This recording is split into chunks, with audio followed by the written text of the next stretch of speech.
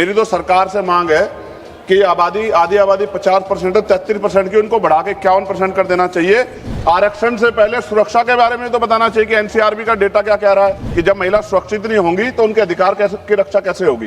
काशीराम साहब कहा करते जिसकी इतनी संख्या बारी उसकी इतनी हिस्सेदारी। श्री चंद्रशेखर जी। धन्यवाद सभापति जी। मैं आज इस सदन में अत्यंत महत्वपूर्ण, ऐतिहासिक और संवेदनशील विषय पर अपनी बात रखने के लिए खड़ा हुआ हूं। यह केवल एक विधेयक नहीं है, यह भारत की लोकतंत्र की आत्मा का प्रश्न है। यह उस न्याय की परीक्षा है जिसकी नींव हमारे संविधान में रखी थी, और यह उस विश्वास का सवाल है जो देश की करोड़ों महिलाओं के संसद से जुड़ा हुआ है।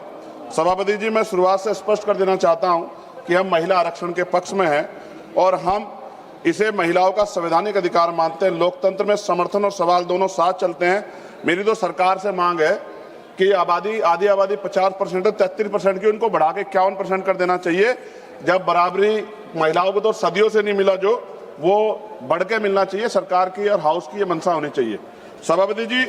लेकिन आरक्षण से पहले सुरक्षा के बारे में तो बताना चाहिए कि एनसीआरबी का डेटा क्या कह रहा है। तमाम सरकारों में महिलाओं पर हिंसा हो रही है, इसका जवाब भी सरकारों को देना चाहिए कि जब महिला सुरक्षित नहीं होंगी तो उनके अधिकार की रक्षा कैसे होगी।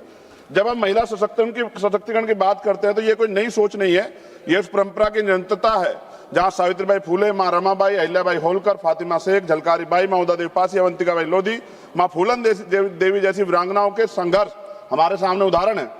बाबा साहब अम्बेडकर जी ने संविधान बनाते हुए कहा था कि हम एक ऐसे संविधान को बना रहे हैं जहां हर नागरिक को समान अधिकार देगा, चाहे वह पुरुष हो या महिला।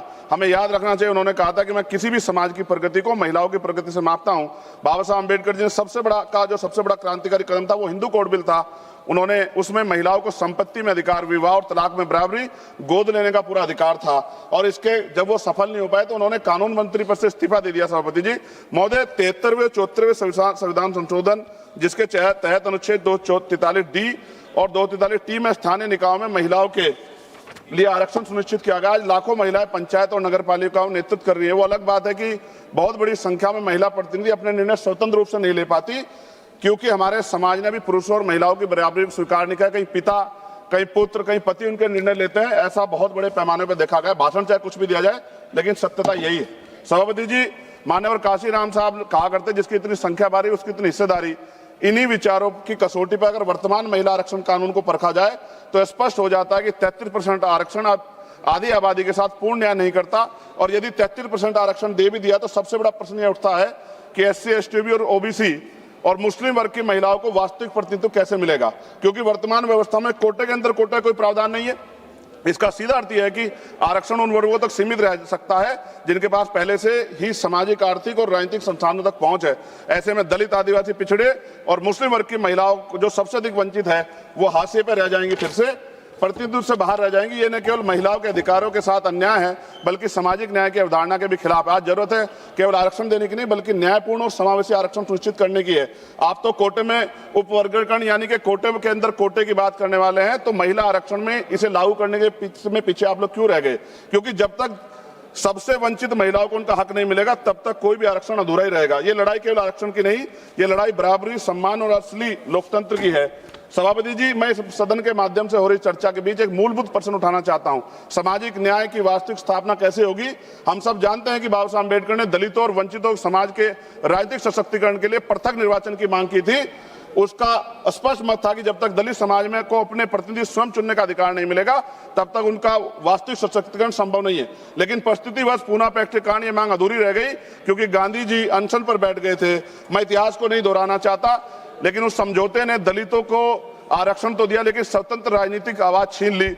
माननीय सभापति जी, बहुजन आंदोलन के महानेता काशीराम जी ने अपनी प्रसिद्ध पुस्तक चमचा युग में भी इस व्यवस्था की सीमाओं को उजागर किया है कि कैसे वर्तमान राजनीतिक ढांचे में दलित प्रतिनिधि अक्सर स्वतंत्र नहीं रह पाते, अपने समाज से ज्यादा अपनी पार्टी के प्रति समर्पित हो जाते हैं।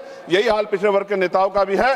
अगर आप सही मायने में दलितों को, महिलाओं को, पिछड़े वर्ग को आरक्षण देना चाहते हैं, लाभ देना चाहते हैं, अगर आप वास्तव में उन्हें संसद में सतत रूप से लाना चाहते हैं तो वक्त आ गया कि उनके लिए पृथक निर्वाचन की व्यवस्था की जाए, क्योंकि बिना स्वतंत्र राजनीतिक प्रतिनिधित्व के आरक्षण केवल एक संख्या बनकर रह जाएगा, सशक्तिकरण नहीं बन पाएगा।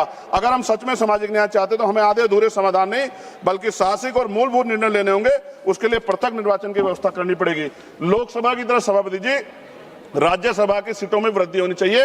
वर्तमान में राज्यसभा की सीटें लोकसभा की सीटों के लगभग 45% है, इसलिए लोकसभा सीटों को बढ़ाने के बाद राज्यसभा की सीटें बढ़ाकर 850 का 45% यानी कि लगभग 383 सीटें होनी चाहिए।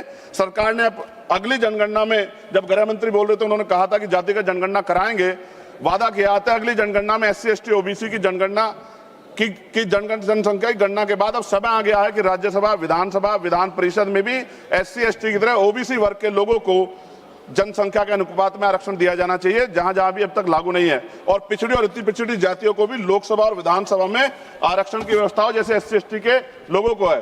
सभापति जी, हमारा संविधान कहता है कि प्रतिशत जनसंख्या के आधार पर होना चाहिए, साथ ही संघीय संतुलन को भी बना रहेगा। 1976 और 2001 के परिसीमन को रोकने का निर्णय इसलिए लिया गया था क्योंकि उस समय यह समझ थी कि अगर केवल जनसंख्या के आधार पर किया गया तो राज्य जनसंख्या नियंत्रण में सफल, जो राज्य जनसंख्या नियंत्रण में सफल रहे वे नुकसान में चले जाएंगे। सरकार तो कहती है कि ये प्रक्रिया निष्पक्ष होगी, लेकिन सवाल उठता है क्या इसके लिए सभी राज्यों का व्यापक परामर्श हुआ?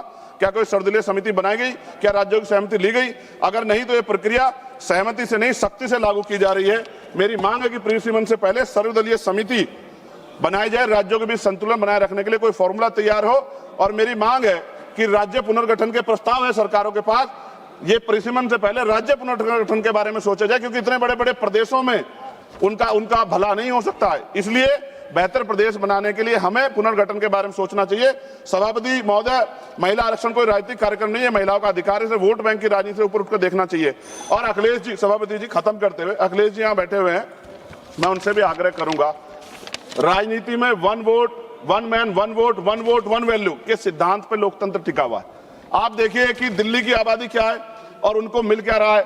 हम साउथ के प्रदेशों की चिंता करते हैं, लेकिन क्या ये जो हमारा प्रदेश है, उत्तर भारत है, क्या इधर नहीं देखना चाहिए? अगर हम लोग करीब से देखेंगे अखिलेश जी, तो 2011 की जनगणना के अनुसार ये समझिए कि उत्तर प्रदेश की आबादी 20 करोड़ थी उस समय, और 20 करोड़ का मतलब हमें आज 140 सीटें मिलनी चाहिए। राजस्थान के साथ भी छल हो रहा है, मध्य प्रदेश के साथ भी, बिहार छत्तीसगढ़ के साथ भी, हरियाणा के साथ भी, पंजाब के साथ भी। मेरी ये मांग है कि हम राजनीतिक भाईचारा निभाते हुए ये ना भूल जाए कि हमारे प्रदेशों के क्या हाल है। आप समझ के देखिए, एक MP कितने क्षेत्रों को कवर कर सकता है? इतनी बड़ी बड़ी लोकसभाएं बनी है। तो ये आज आवश्यकता है कि हम उत्तर का भी ध्यान रखें, हम लोग नॉर्थ का भी ध्यान रखें, और ऐसा कॉमन मिनिमम प्रोग्राम बनाए जिसमें उत्तर प्रदेश का जो 20 सीटों का नुकसान हो रहा है, अगर ये लागू हो जाएगा तो भी वो 20 सीटों का नुकसान की भरपाई कैसे होगी, इसके बारे में ध्यान रखते हुए, और पिछड़े वर्ग की महिलाओं को, मुस्लिम वर्ग की महिलाओं को, और पिछड़े और अति पिछड़े समाज को लोकसभा और विधानसभा में भी आरक्षण की व्यवस्था करानी चाहिए। ऐसी मेरी मांग है। बहुत बहुत धन्यवाद। जय भीम, जय भारत, जय संविधान। बाबा साहब अम्बेडकर जिंदाबाद। मान्यवर काशीराम साहब अमर रहे।